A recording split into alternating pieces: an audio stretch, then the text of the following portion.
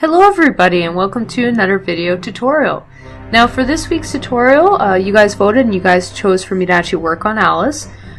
So as promised, I am going to be painting Alice. Now I did want to do Alice very much differently than the rest of the characters that I've already done for this. I got some feedback from a couple of friends of mine at work, and they all suggested I actually make her look a little bit more innocent.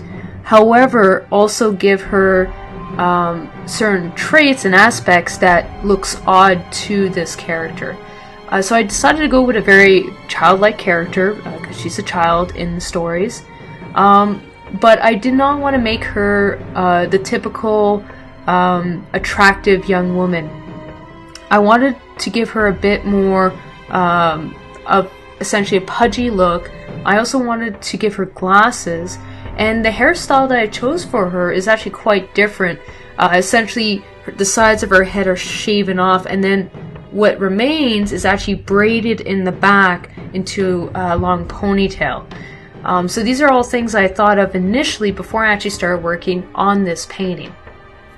Also, the painting style for this character, it's a lot more subdued, so there's much less gritty brush work that's actually used for this painting.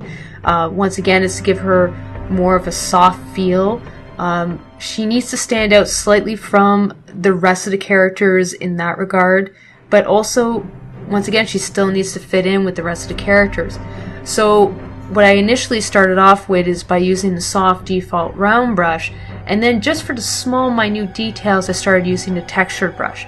I used it at a very low opacity, however, in comparison to the previous videos. The main reason for that is I wanted a much softer look. So I still wanted to show some of the textures, but I didn't want the textures to overtake.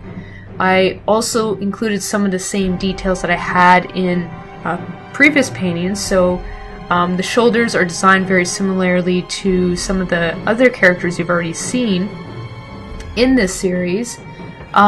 But once again, it has more of a softer look, so it's not as disturbing.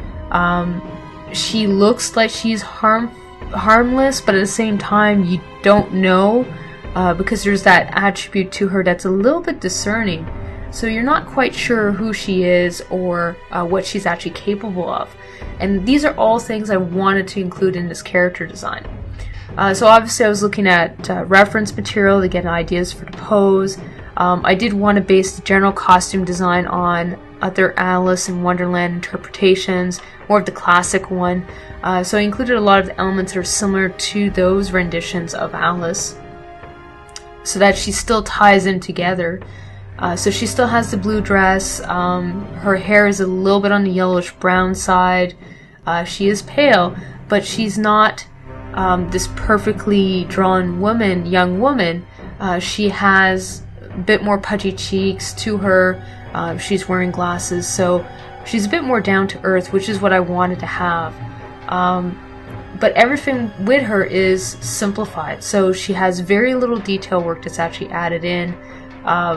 She's not overly complicated when it comes to the design. Once again, that's all to make her stand out more and for her to seem more infantile also in comparison to the other characters. The other characters look much more adult driven, and they're much more, in a sense, not necessarily grotesque, but they have that hard edge, that gritty edge to them. She has some of that, but not nearly to the same level as the other characters that I've already drawn. So she has almost an innocent look to her, but once again, it's an unsettling innocence because you don't quite know who she is, what she's capable of, because she's just a little bit on that odd side.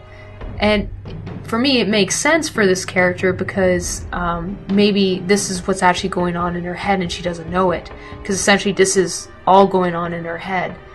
So she's an outcast almost. So I wanted to keep all this information as I was working on this painting and tie it into the overall design.